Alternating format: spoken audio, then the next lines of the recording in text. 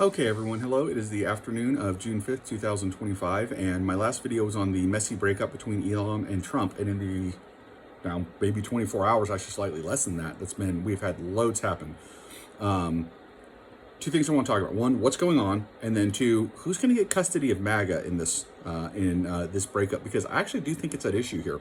I believe Trump will likely win that battle, but I'm not 100% sure of it, which may sound kind of weird. So give me a second. Let me dive in. First off, what is Elon saying? Elon tweeted out today, amongst other things, without me, Trump would have lost the election, Dems would control the House, and the Republicans would be 51-49 in the Senate. Then he tweets out, such ingratitude. After that, he starts a Twitter poll saying, is it time for a third party to represent the 80% of America in the middle? The middle seems a little smaller than 80%, but I digress. Trump has fired back with two tweets. The easiest way to save money in our budget, billions and billions of dollars, is to terminate Elon's governmental subsidies and contracts. I was always surprised that Biden didn't do it. Excuse me. And a few minutes later, he tweets out, Elon was, quote, wearing thin, close quote. I asked him to leave.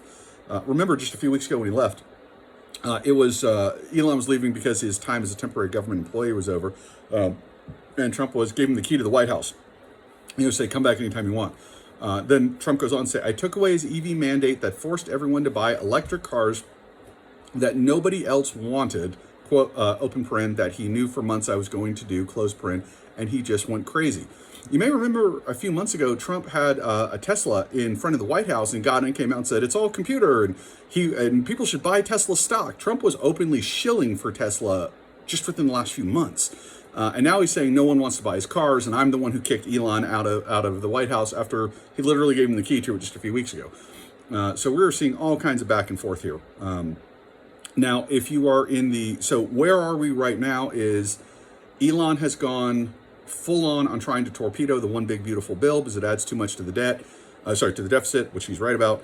And Trump at first really didn't do anything, but then Elon just kept going. So now Trump is starting to hit back, which I would expect Elon will start hitting back shortly. As of yesterday, Elon was successfully turning House Republicans who had voted for the one big beautiful bill against it. And they were now coming out publicly saying for various reasons, it is a bad bill. And they're either ignoring that they voted for it or outright saying that they would never have voted for it if only they had known what was in it. Things like that. So Elon was clearly winning the messaging war. Now that Trump is doing this, it's going to be really interesting to see where it goes. And here's why. If you look at MAGA as an industry, as a business, MAGA is a social media entertainment business model. There are many MAGA influencers, and they need social media content to maintain their Twitter followings and their YouTube videos, and they're on Twitch and Rumble and all these other different sites and TikTok and Instagram and all this other stuff. And they do their video and they say, and now go to mypillow.com and use promo code whatever, and so they get paid by generating an audience and using that audience to sell advertising. That means they need entertaining politicians. This is why an Anna Paulina Luna or a Marjorie Taylor Greene or a Lauren Boebert, Greene is insane. Boebert is just a train wreck. Luna is, I think, probably a fairly nice person. She's dumb as a box of rocks. Gorgeous girl, but outside of that, no good in Congress. But they all are very entertaining. There are many other people in MAGA like that, and they do very well with the MAGA industry because they provide a lot of entertaining social media content. This is why someone like Dan Crenshaw gets in trouble a lot, because he actually does try to talk about substantive policy, and when you do that, it's boring. It's stuff I talk about on my channel. If you're listening to this, you don't think it's boring. You find it interesting, but a lot of other people don't. And the MAGA base insists on being entertained. They have some reasons for this. It's not as bad as I make it sound. They are constantly attacked and bemoaned by the elites of America, the universities, the film, the entertainment industry, politicians. They are not hip, they are not cool, they're not edgy, and many of these institutions never miss a chance to make it clear that they look down on the people, not just in MAGA, but the types of people who comprise that, which, by the way, includes people like me. I don't know how many different times some Disney star comes out and talks about people like me and how horrible we are. And then they're surprised when their movies tank, which is weird. It's like, We hate you. Why didn't you buy tickets to our movies? But the point is that there's a reason, at least if they're getting entertained, MAGA is getting something out of it. So I do have some sympathy there. But Elon is highly entertaining, and Elon produces a lot of social media content, which is very good for the MAGA influencers. They need his content because it drives the clicks, it drives the likes, it drives the views, which drives their bottom line. It gets money in their bank account. A feud between Trump and Elon is a problem, especially when Elon is clearly generating more entertaining social media content than Trump is right now, and by a large margin, I might add.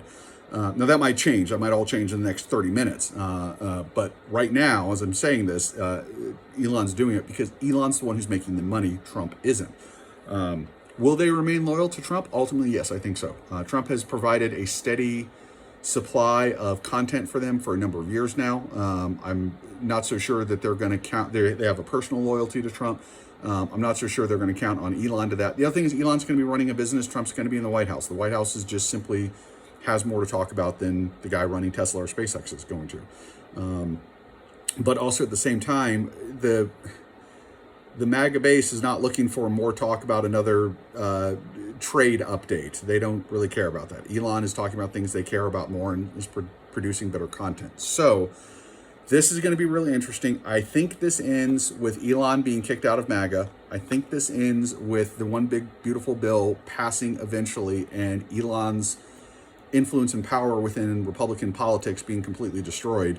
But I don't know that for sure. I am not certain of that. Elon is providing the core economic resource that MAGA influencers need, which is entertaining social media content. And that does give him an advantage in this fight. Trump has the ability to generate that content anytime he wants, and he can generate it in large quantities and for a long period of time. But right now he's not. It's Elon who's doing that. So we'll have to see what happens on that one. So that's why I think it's an open issue.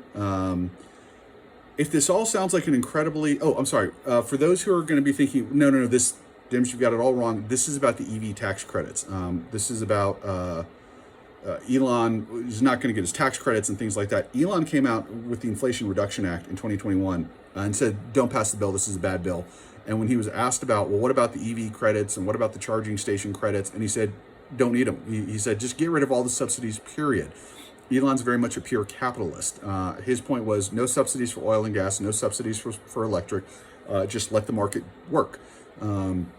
So I disagree with the notion that that's what he is doing. I'm not a big Elon fan. I have a lot of disagreements with Elon. I do think there are some important things he gets right. I did a video on that. But I don't think that's why I think he's legitimately opposed to this. Okay, I think that covers everything, and hope everyone's having a good day, and let's see what happens next.